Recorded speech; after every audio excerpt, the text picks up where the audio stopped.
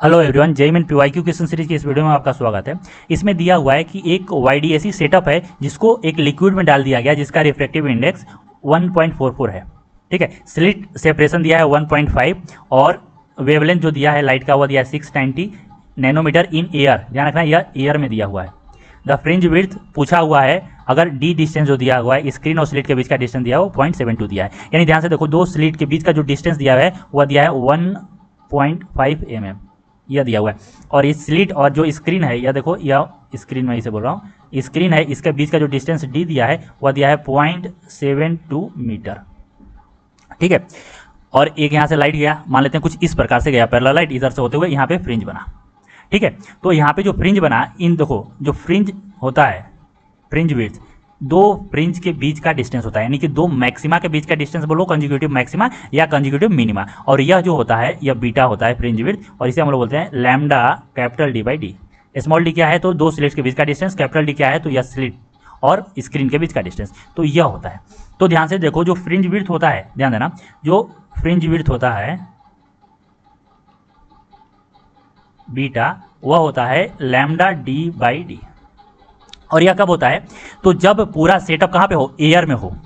ध्यान देना, जब पूरा सेटअप जो है एयर में हो तो हम लोग यह बोलते हैं। और लैम्डा क्या होता है, तो यह होता है wavelength of light in air, in air. अब देखो क्या किया है, लेकिन इसको एयर में नहीं रखा गया है। फ्रिंज विड्थ तो पूछा है, बीटा ही पूछा है, लेकिन यह सेटअप जो है वह एयर में नहीं रखा हुआ है, यह किसी एक लिक्विड में रखा हुआ है। तो ध्यान से देखो कि इन लिक्विड क्या हो जाएगा, इन लिक्विड बीटा जो है, बीटा क्या होता है, लैम्डा डी बाई डी। तो देखो, अगर पूरे सेटअप को रखा जा रहा है तो कैपिटल डी जो है, यानी कि इस स्लिट से और इस स्क्रीन के बीच का डिस्टेंस तो चेंज होगा नहीं होगा, यानी कि डी वही रहेगा।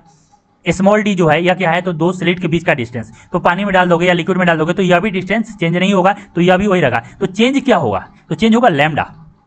ठीक है, तो लैम्डा हम लोग क्या लेंगे, तो यहाँ पे देखो, जब पानी में डाल दोगे या लिक्विड में डाल दोगे तो लैम्डा मुझे किसका लेना पड़ेगा, उस मीडियम में लाइट का वेवलेंथ क्या है, तो मैं बोल रहा हूँ कि यहाँ पे लैम्डा एम हो जाएगा और कैपिटल डी बाई डी। ठीक है भाई, तो अब अपने को लैम्डा देखो, तो देखो लैम्डा इन की मीडियम जो होता है वो होता है lambda in air by refractive index, यानी कि म्यू ऑफ मीडियम। तो लैम्डा अपने को दिया हुआ है, लैम्डा देखो कितना दिया है, यह दिया है 690 nm। और इसी को मैं, अगर देखो आंसर mm में दिया है तो मैं इसको mm में कन्वर्ट करता हूँ, तो 690 इंटू 10⁻⁻6 mm, यह हो गया।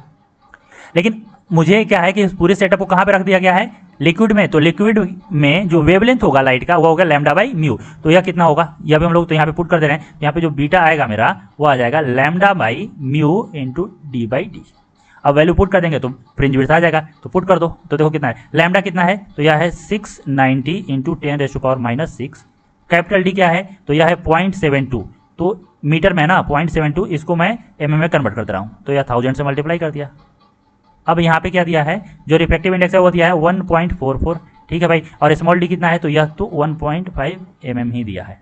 ठीक है, चलो अब इसे कैलकुलेट कर लेते हैं। तो देखो यहाँ से यह हो गया 100, यहाँ पे यह हो गया, इसे हटा दो तो यह हो गया 100, तो 100 से यह कैंसिल हो गया।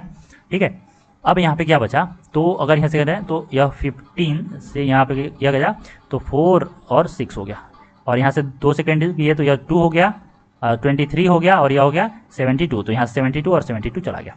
सो यहाँ से कितना आ गया मेरे पास, 23 इंटू 10⁻⁻6 इंटू 10⁻, यह कितना आ गया, 4 आ गया ना, या 4 हो गया, यानी यहाँ पे कितना आ गया, यह आ गया 0.23 mm।